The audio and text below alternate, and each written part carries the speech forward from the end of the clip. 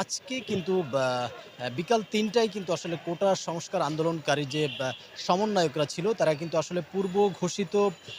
নিয়ম অনুযায়ী তাদের পূর্ব ঘোষিত নিয়ম অনুযায়ী আজকে বিকাল ৩টায় কিন্তু তাদের এই জাতীয় প্রেস ক্লাবের সামনে প্রোগ্রাম করার কথা ছিল এবং সর্বশেষ এখানকার যে পরিস্থিতি আপনারা দেখতে পাচ্ছেন এই মুহূর্তে রাজধানী জাতীয় প্রেস ক্লাবের সামনে যে মেন ফটক সেই মেন ফটকে কিন্তু আসলে এই মুহূর্তে অসংখ্য আইনশৃঙ্খলা রক্ষাকারী বাহিনীর সদস্যরা কিন্তু এখানে উপস্থিত রয়েছেন এবং আগে থেকেই তারা কিন্তু আসলে এখানে আইনশৃঙ্খলা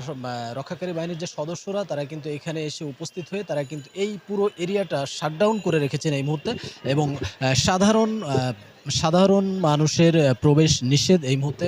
আপনারা দেখতে পাচ্ছেন দর্শক এই মুহূর্তে পুরো মেইন সড়কের সামনে কিন্তু আসলে আইনশৃঙ্খলা রক্ষাকারী বাহিনীর সদস্যরা তারা কিন্তু আসলে শাটডাউন করে রেখেছেন এই অঞ্চল এবং কোটা সমন্বয়ক কোটা সংস্কারের যে সমন্বয়করা যে প্রোগ্রামে হবার কথা ছিল